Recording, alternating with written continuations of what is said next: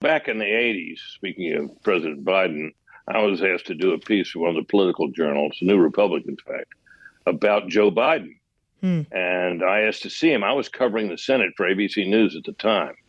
And when I was doing evening news pieces, I rarely, if ever, used a Biden soundbite because he was so loquacious. And somebody else almost always expressed the viewpoint he was expressing, shorter and better. So I didn't use Biden. And he would not agree to see me. I asked to see him. He wouldn't agree.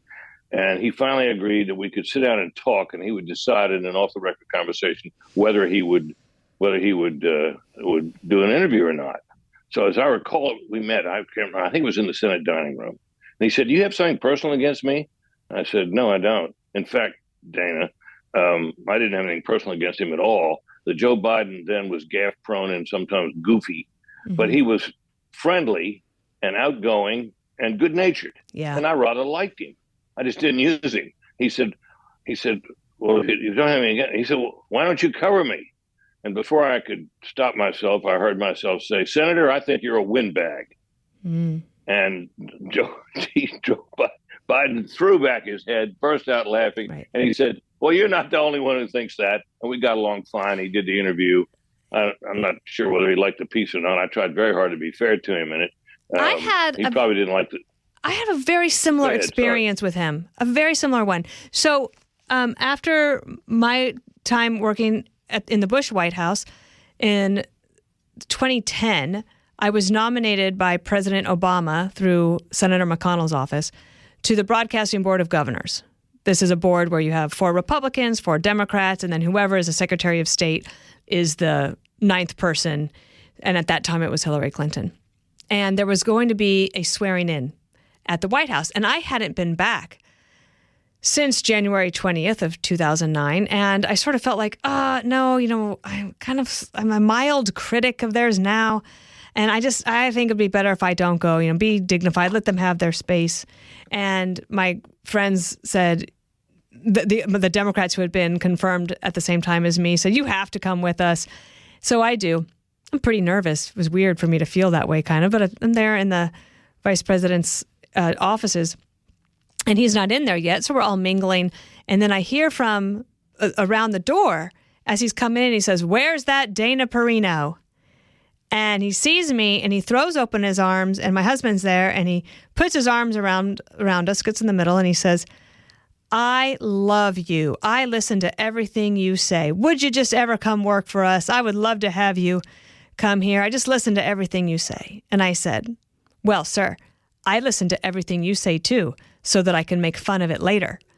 And again, as you said, threw back his head and he laughed. And that's why sometimes I think, the criticism I feel when I watch him, for example, one thing that really drives me crazy, Brit, is how the White House will not put him out to do like a press conference. That won't take him to the briefing room. He never has reporters come into the Oval Office and have a free flow of back and forth. And most presidents have done that. They don't like it necessarily. President Biden has very few cabinet meetings where the pool would have come in and be able to ask questions. But they constantly put Biden in front of the press going back and forth to the helicopter on the South Lawn. And because Marine One has to get ready to go, the engines are running and you cannot hear President Biden in anything that he's saying. And what he's saying is important, and all of us need to understand it. And the other day I got a little frustrated on air and said, why is it my responsibility to try to explain to everybody what he is trying to say in front of those helicopters? I told a reporter I thought they should just sit there and not ask a single question. And she said, "I don't think we'd ever do that." I said, "Okay, well, then you're probably just going to continue to get those kind of availabilities." It drives me nuts. I can understand that, and not being able to hear him is frustrating, and it doesn't help him because he's aged, his voice is weakened, so it makes it more difficult for him than it might have been for someone else to be heard over the noise of that helicopter. Now, Trump used to do that all the time, too. I've never thought it was a very good venue for a president, but they all have done it. Well, Reagan used to hold his hand up to his ear like, "Can't hear your question, just keep going," which is a perfectly good way to deal with the thing. What the point you make, though, Dan, I think is right. He is personally, he can be extremely likable. Yep. And the man we saw the other day in that State of the Union address was not that guy. No. How do you think today's press would have covered Reagan's age? Well, I remember when Reagan's age became an issue. After the first debate with Walter Mondale in the 1984 campaign, Reagan got stumped on a Social Security issue that was brought up very skillfully by Mondale. And it was embarrassing for Reagan. It made him seem like he wasn't all there. And I remember in the words of ABC News, then ABC News correspondent Richard Threlkeld, who said, he said, the people were wondering if Reagan was, okay.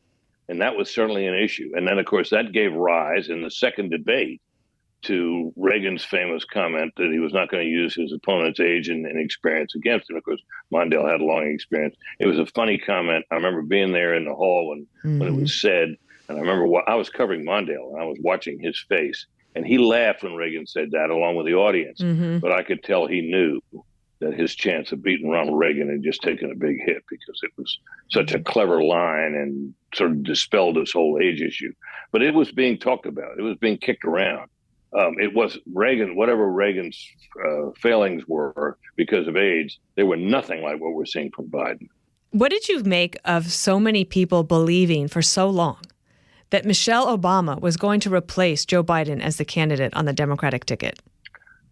There was never that I could see any basis for believing that, except it was a kind of a wishful thought. Barack Obama is to the Democratic Party what Ronald Reagan was in his day to the Republican Party. He was the esteemed hero of the party, a man they all believed was a great president of prodigious talents.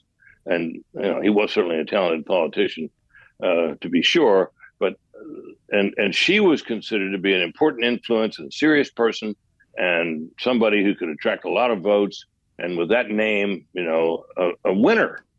And never mind the fact that she'd never particularly expressed any interest in running. She'd often expressed an interest in issues.